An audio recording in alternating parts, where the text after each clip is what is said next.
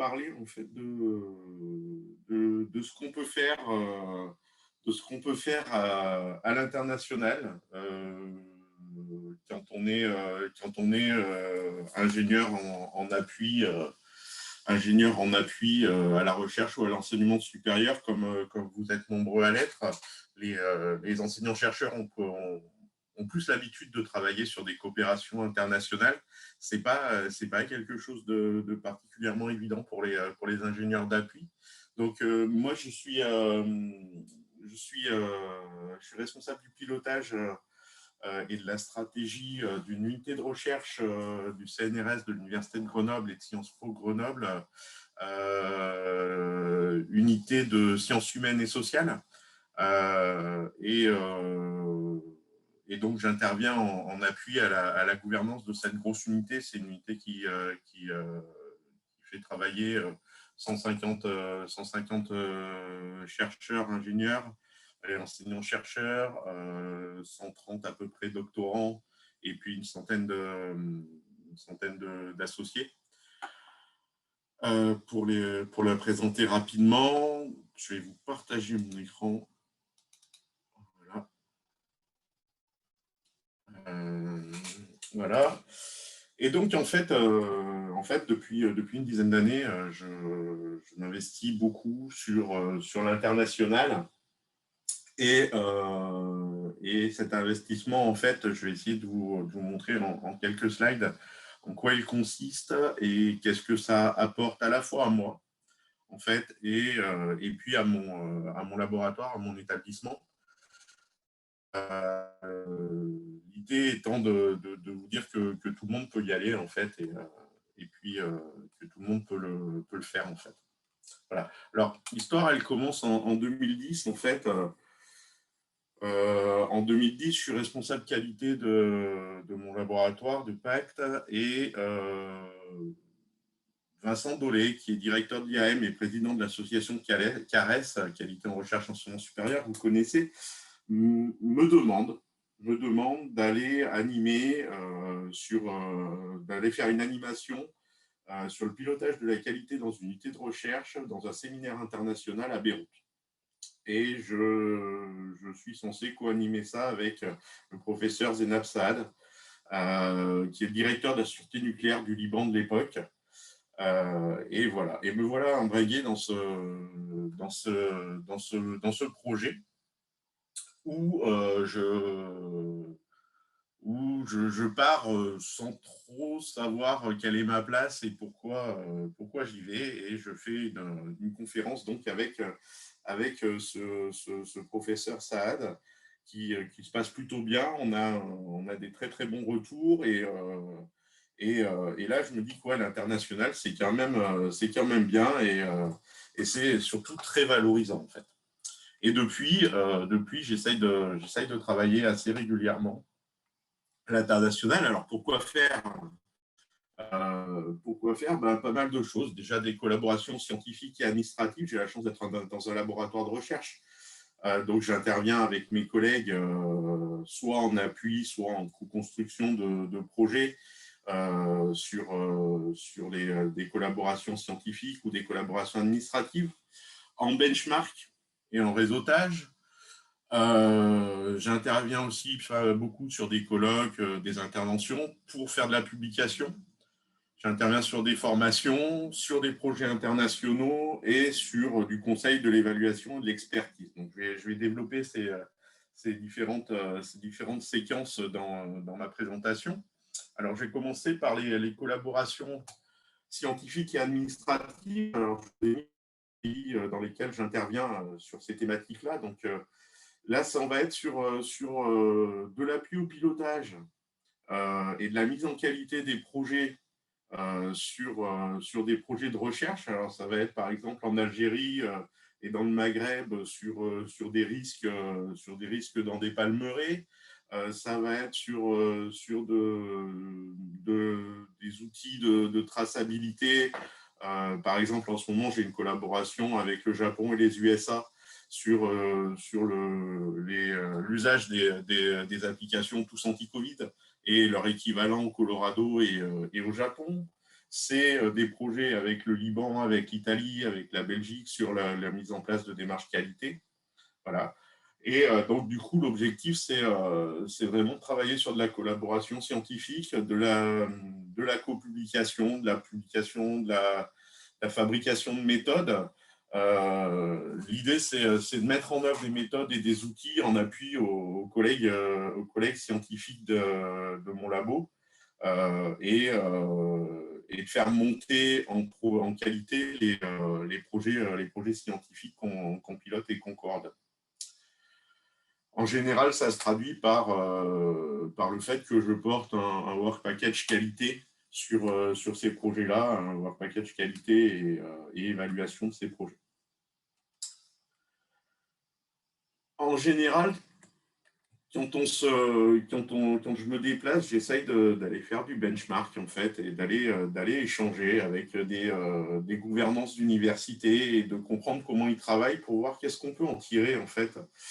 J'aime bien l'idée de partage de bonnes pratiques et d'aller échanger autour des problématiques administratives et scientifiques, initier des partenariats avec ces universités-là. Donc, c'est le Canada, c'est le cas avec la Colombie, c'est le cas en ce moment beaucoup avec le Vietnam et le Cambodge, c'était le cas avec la Roumanie aussi, où en marge, ça se fait souvent en marge de colloques ou de conférences.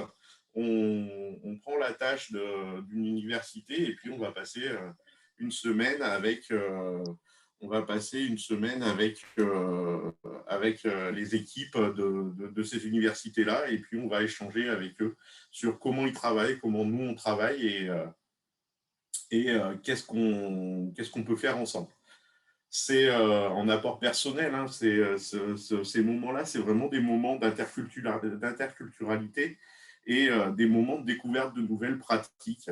Quand je pars à l'étranger, je pars jamais conquérant en me disant de toute façon, nous, on sait faire et les autres, on va leur expliquer. En général, j'y vais plutôt en curieux et dans l'idée de ramener une idée à mettre en œuvre dans mon laboratoire derrière ou pour l'établissement. On était plusieurs de reliés, du comité de pilotage de reliés à aller au colloque G3 à Montréal il y a 2 ans maintenant. Et de ce colloque G3, on a organisé par exemple des visites de salles de pilotage. Et ces salles de pilotage, on a pu les ramener à la maison et puis on peut travailler avec ces outils-là maintenant. Donc, c'est cette partie benchmark et réseautage, acquisition de nouvelles compétences et connexion avec des nouvelles équipes, des nouveaux réseaux. Pour moi, c'est vraiment quelque chose de très important et très intéressant dans l'international. On a la partie colloque. La partie colloque, là, ce sont les interventions qu'on va pouvoir faire quand on va sur des colloques internationaux. Je vous en ai cité quelques-uns. Hein. Vous avez EQUAF, qui est le Forum européen sur l'assurance qualité, qui propose, j'ai un doute, chaque année ou tous les 2 ans, d'échanger sur les thématiques liées aux ESG dont nous parlait Anne-Marie tout à l'heure. Le G3 qui organise tous les 2 ans un colloque qualité, alors une fois en Belgique, une fois au Canada, une fois en Suisse, qui est un très très bel outil de développement de la qualité. Vous avez le colloque SCOPE, qui est une conférence interdisciplinaire, alors plutôt orientée sciences politiques pour le coup, mais qui est orientée aussi qualité en sciences politiques. Vous avez le RFQM, qui est la conférence professionnelle de la qualité et de la mesure. C'est un colloque qui est organisé par le CAFMET. Et tous ces colloques, ils lancent en général des appels à contribution. Et puis, celui du G3, du prochain G3 est ouvert d'ailleurs. Et on répond à ces appels à communication et on va présenter ce qu'on fait dans nos établissements, on va présenter ce qu'on réalise, on va mettre on va mettre en confrontation en fait ce qu'on réalise auprès de collègues qui font la même chose que nous ou pas loin et qui vont nous ramener un avis sur ce qu'on fabrique. C'est des lieux d'apprentissage et de collecte d'idées nouvelles. C'est aussi un moyen de se positionner vis-à-vis des enseignants-chercheurs qui, eux, ont l'habitude de cette publication et de cette évaluation par les pairs. Quand vous discutez avec un enseignant-chercheur de ce qu'on fait, je caricature à peine, ouais, on est un administratif qui travaille sur la qualité, c'est bien. Quand vous dites, oui, mais ce que je fais, je l'ai publié dans une revue internationale, je l'ai publié, je l'ai présenté dans un colloque international, là, déjà, on n'est plus regardé de la même façon. Pour l'établissement, c'est du rayonnement sur des domaines qui sont peu mis en valeur habituellement. Hein. On travaille sur la gouvernance, on travaille sur le pilotage. Ce n'est pas des domaines qui sont sur lesquels on rayonne. Et le fait d'aller présenter ce qu'on fait à l'international, eh ben, c'est un moyen de faire rayonner ces idées-là. Et pour moi, en tout cas, c'est vraiment un moyen de... L'objectif, c'est vraiment d'aller confronter les idées, les outils qu'on propose au regard d'autres professionnels du domaine. Et ça, c'est très important et très intéressant. Dans ce que je fais à l'étranger, il y a la formation. Là, c'est accompagner, former des collègues sur nos expertises. Ce qu'on fait en France, on va le faire en Belgique, on va le faire au Vietnam, on va le faire en Tchéquie, on va le faire un peu partout dans le monde. C'est pas... voilà, on a organisé récemment, là, il y a une dizaine de jours, une quinzaine de jours, une formation avec le Vietnam et le Cambodge où on a formé 150 personnes au système d'information décisionnelle avec une double traduction simultanée. Il y a des prouesses techniques comme ça qui sont assez sympas. Et l'idée, c'est vraiment de transmettre nos pratiques, autour des pratiques et autour du processus, connaître, comprendre, appliquer, analyser, synthétiser, évaluer. De transmettre ce qu'on sait faire. Les apports personnels, c'est de la satisfaction. Hein. Moi, personnellement, c'est quelque chose que j'apprécie beaucoup, la formation. C'est aussi mettre ce qu'on fait à l'épreuve et puis améliorer nos méthodologies. Ces méthodologies qu'on transmet, c'est les améliorer et les travailler dans l'échange. Pour l'établissement, c'est toujours du rayonnement. Et l'objectif, c'est d'adapter des concepts connus pour nous à d'autres environnements et les co-transformer. C'est-à-dire que ce qu'on sait faire, ce qu'on fait en France pour des Français, et ben, quand on va travailler avec des Cambodgiens ou avec des Vietnamiens, et ben, ils ne vont pas penser comme nous, ils ne vont pas travailler comme nous, ils ne vont pas s'organiser comme nous. Quand vous travaillez avec des Tchèques, ce n'est pas la même chose que travailler avec des Belges. Et là, il faut transformer ce qu'on fait, il faut déconstruire pour reconstruire. Et ça permet vraiment de prendre la mesure, en fait, des outils et des outils qu'on propose en formation. Sur les projets internationaux, c'est peut-être là qu'on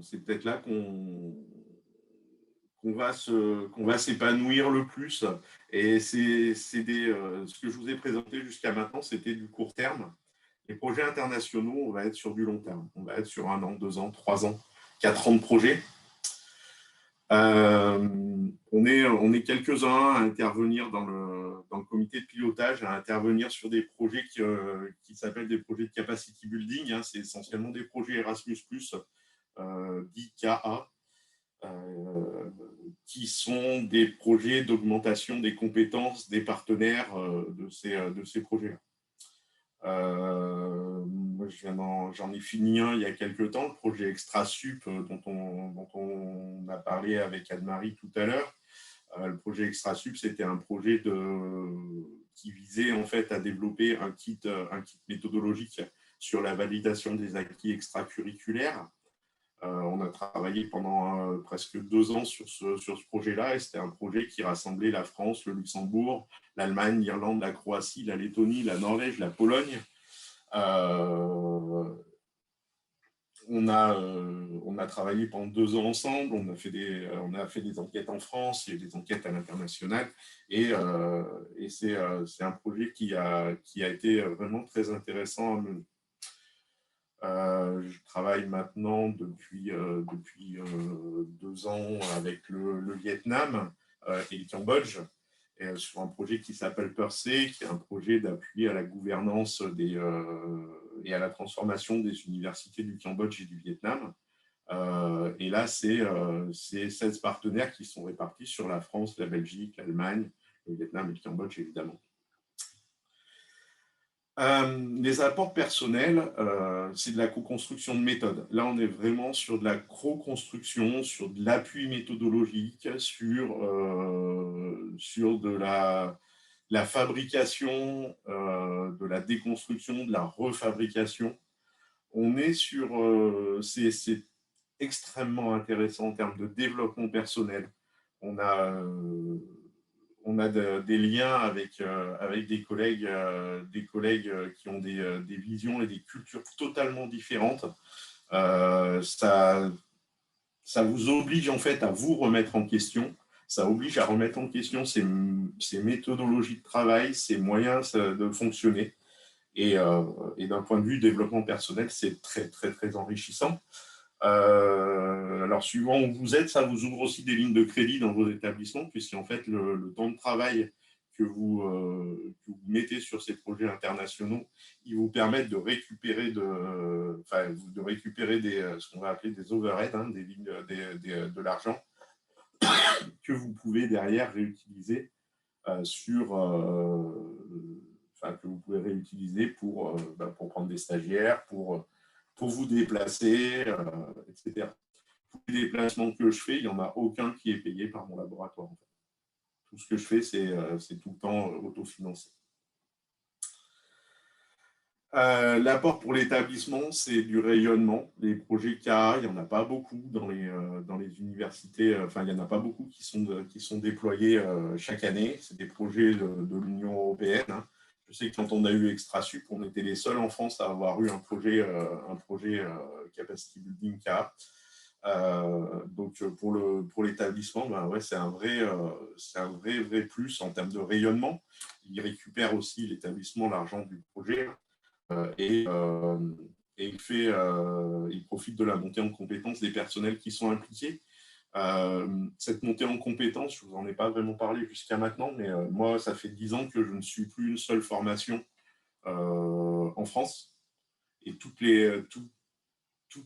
ma formation professionnelle, je la fais pendant ces colloques, pendant ces projets internationaux, où je me forme je m'auto-forme et je me forme lors de ces projets. L'objectif, hein, c'est toujours co-construire et tester des méthodologies, des nouveaux concepts, et puis surtout les mettre à l'épreuve. Et pendant ces projets-là, on va les mettre à l'épreuve. Le dernier type d'intervention que je fais à l'étranger et qu'on peut faire à l'étranger, et Antoine vous en parlera probablement juste après quand il va discuter HCERES et puis nos amis de l'AUF tout à l'heure aussi, c'est tout ce qui concerne le conseil, l'évaluation et les évaluations et les expertises. Donc là, en général, on travaille avec des organismes partenaires et on est affiché comme expert auprès de l'AUF, expert auprès de l'AFD, expert auprès du HCERES, auprès de l'AEQS. Et on va être mandaté par ces organismes-là pour aller réaliser des expertises et du conseil. Alors, ça va être sur du montage de projet. Ça a été le cas, par exemple, pour le projet PERSE, où l'AUF m'a fait intervenir avec d'autres collègues, hein, on était très nombreux, sur le montage même, sur le montage du projet avant le dépôt de projet à l'Europe. C'est de l'étude de faisabilité. En ce moment, je suis mandaté par l'AFD pour travailler sur la création d'une université au Vanuatu. Étude de faisabilité qui m'amène à avoir eu un budget pour monter un gros projet sur la zone du Vanuatu ça fait depuis octobre que je travaille sur ce projet-là. Ça peut être de l'évaluation, de la contre-expertise, ce que je fais aujourd'hui sur un projet en Palestine, par exemple, où il y a eu un rapport de fait et je demande une contre-expertise de ce rapport-là. D'un point de vue personnel, c'est extrêmement valorisant en termes de développement de carrière aussi. On apprend beaucoup en termes de réseau. Je suis toujours sur la construction des méthodes, évidemment, le développement personnel, et puis en termes d'argent et de lignes de crédit, ça permet aussi, encore une fois, de pouvoir financer d'autres choses derrière. Pour l'établissement, on reste sur de la montée en compétences des personnels, sur du rayonnement dans des domaines qui sont peu mis en valeur, et puis l'objectif, c'est vraiment là, pour le coup, d'appuyer l'organisme commanditaire. Depuis 10 ans, eh ben, voilà ce que ça donne. Voilà ce que ça donne en termes de projet. Alors, ça fait une jolie carte du monde hein, avec des interventions qui vont du fin fond du Pacifique au Vanuatu, au Canada, en passant par la Colombie, la Suède, la Belgique, les pays du Maghreb, l'Italie, la Roumanie, la Hongrie, la Tchéquie. Enfin, il y a pas mal de pays. Où j'y fais des choses diverses et variées.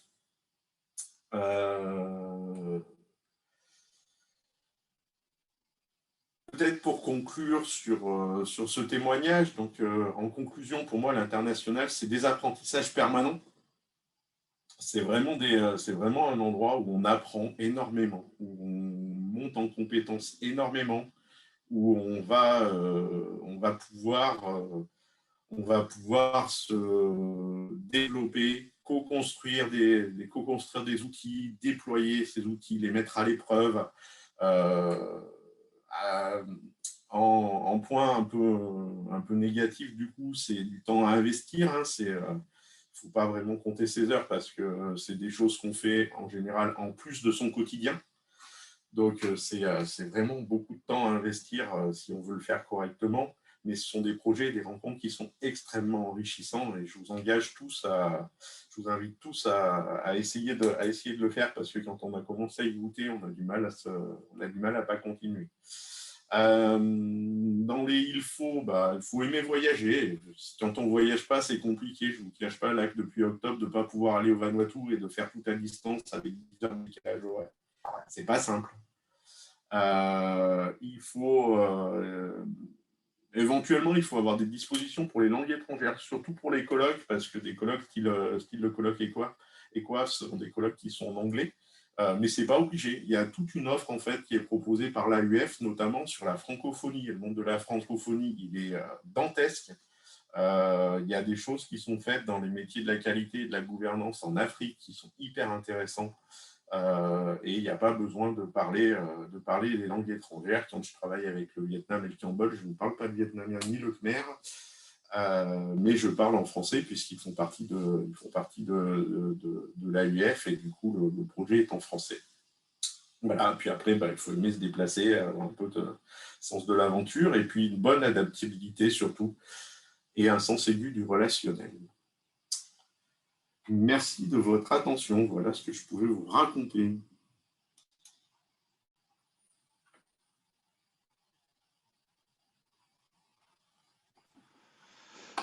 Bien, merci Thierry. Est-ce qu'il y a des questions que vous pourriez poser à Thierry sur cette expérience qu'il nous présente?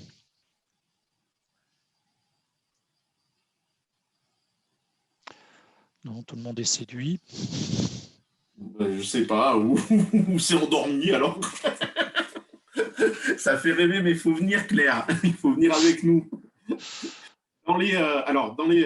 Ça fait rêver pour ceux que ça inspire et qui ont envie en fait de faire de l'international. N'hésitez pas à nous envoyer un petit mot pour nous le dire, parce que quand on a commencé à mettre un doigt dans ces projets-là, on est sollicité très souvent. Et souvent, on est obligé de dire non parce que on ne peut pas mener 4 projets de front, c'est impossible. Donc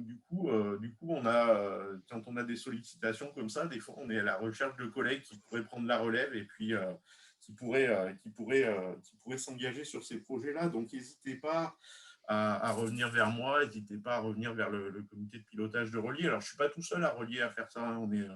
On est pas mal nombreux. Thibault le fait, Arnaud le fait aussi, Cathy, enfin on est quelques-uns, Sabine Goulin aussi, on est quelques-uns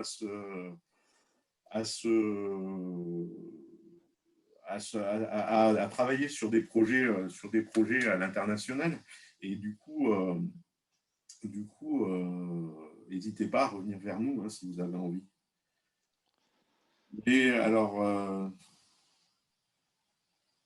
l'impact de la crise sanitaire sur les projets développés à l'international. Bah ouais, Claude Emmanuel, tu en sais quelque chose. C'est compliqué. C'est compliqué en ce moment parce qu'on travaille en visio, parce qu'il n'y a plus d'avions qui décollent. Et tout faire en visio, c'est à la fois compliqué en termes d'intervention. Très sincèrement, là en ce moment, je préférerais être devant vous dans l'amphi à Paris, dans l'amphi de la MU à Paris, plutôt que d'être derrière ma caméra et de ne pas vous voir. Mais en plus, à l'international se pose un véritable problème, c'est le problème du décalage horaire. Je vous ai parlé du projet au Vanuatu, ça fait depuis le mois d'octobre qu'en fait mes réunions, je les commence à 4 heures du matin ou à 23 heures le soir, parce qu'il y a 10 heures de décalage horaire, et que si vous êtes sur des horaires qui sont admissibles pour les gens qui travaillent là-bas, et c'est à vous de vous mettre en position pour travailler avec eux. Et du coup, voilà, ça fait des journées de travail qui commencent à 4 heures et qui finissent à 1 heure pour certaines. Ça fait long, ça fait très très long. On parle de l'impact carbone des avions, mais l'impact carbone du numérique, il est pas mal non plus. Donc voilà, c'est la crise sanitaire. La crise sanitaire, elle va, en tout cas, je pense que la crise sanitaire, ça va être un détonateur de transformation, c'est clair, sur le fonctionnement, sur notre fonctionnement à l'international. Pour les domaines de compétences, vous les avez tous et toutes, c'est clair. Voilà. Après, vous pouvez tous intervenir sur des projets, je n'ai aucun doute là-dessus. Sachant que quand les projets sont montés, chacun amène des compétences qu'il peut amener sur ces projets, et du coup, vous êtes tous des professionnels de haut niveau, et il n'y a j'ai pas d'inquiétude sur vos compétences. Il faut oser, il faut oser. Il faut oser, il faut vraiment y aller, quoi. C'est ça l'idée, c'est de se dire, allez, je me lâche. Je vous promets que quand je vous disais, en fait, mon premier slide, c'était j'ai un mentor, Vincent Dolé, qui m'a poussé. Il est vraiment venu me prendre par la manche et me dire, Thierry, tu viens avec moi.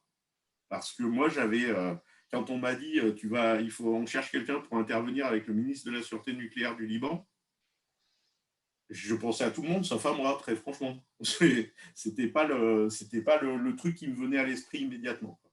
Après, une fois qu'on y a goûté, on y retourne facilement. Mais la première fois, le premier pas, il n'est pas évident à faire.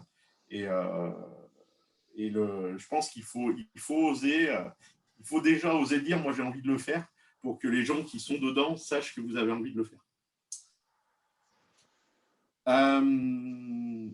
Les partenaires des projets sont des laboratoires au sein des universités. Pas forcément. Pas forcément. Quand sur le projet Percé, par exemple, ce ne sont que des rectorats d'université, donc que des présidences, en fait. Puisqu'on travaille sur la gouvernance des universités. On n'est que sur de la gouvernance pure et dure. Et du côté européen, du côté français, les gens qui travaillent sur ces projets-là, moi je suis dans un laboratoire, mais quand Sabine Goulin intervient, elle est directrice générale adjointe de l'Université de Lorraine, quand Thibault ou Arnaud interviennent, c'est au titre de leur établissement. quand Didier intervient, c'est pareil, c'est au titre de son établissement. Il n'y a pas de... Non, le fait que ce soit laboratoire, que vous soyez dans un laboratoire ou dans un service central, ce n'est pas vraiment un problème. Je ne sais pas si j'ai bien répondu à la question, en fait. Enfin, si c'était la réponse attendue. Oui, c'est bon.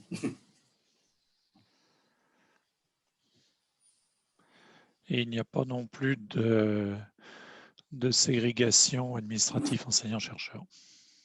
Et il n'y a pas de ségrégation administrative enseignant-chercheur, tout à fait. Et quand on se retrouve autour d'une table, autour d'un projet, on est d'égal à égal avec un président d'université sans aucun problème. Absolument. Alors, ça donne parfois des discussions, comment elle a dit Solveig tout à l'heure, Stimulante. stimulantes, voilà, c'est ça. Ça donne parfois des discussions très stimulantes.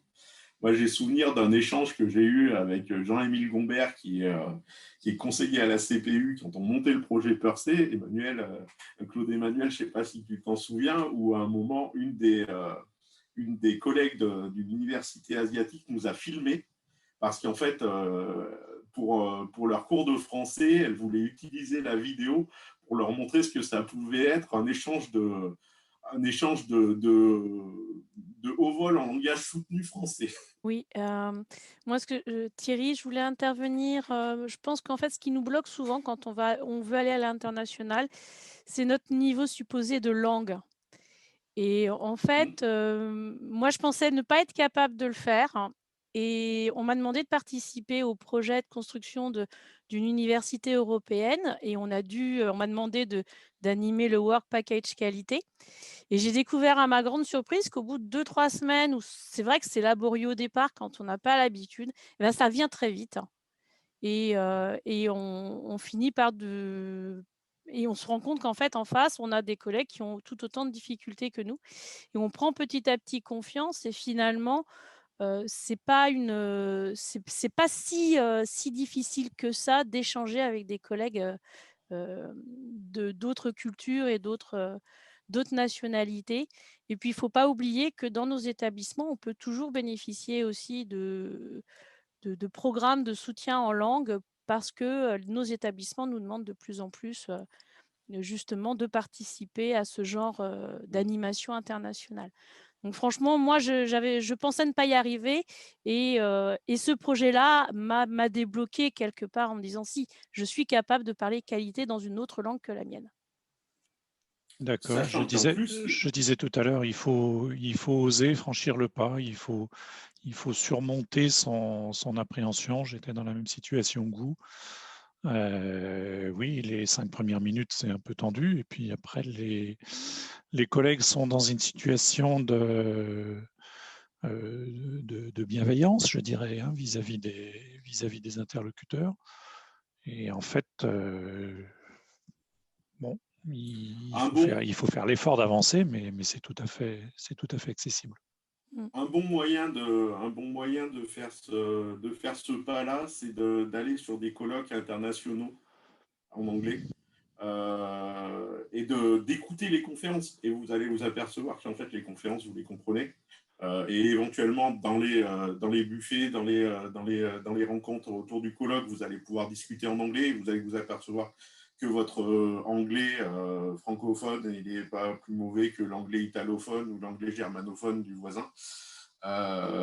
Et puis, encore une fois, ce que je disais tout à l'heure, il y a une offre très, très riche en français, tout simplement. Hein. Je veux dire, il y a aussi moyen d'intervenir. Alors, avec Solveig, on s'est connus parce qu'elle avait des projets allemands en Afrique et qu'elle avait besoin de soutien en français pour discuter avec les Africains. Donc, ils sont venus chercher des Français, quoi. Il y a une offre sans forcément parler anglais parce qu'on n'est pas à l'aise avec la langue, parce qu'on ne se sent pas. Il y a une offre en français et la UF, Claude Emmanuel et Olfa nous en parleront tout à l'heure.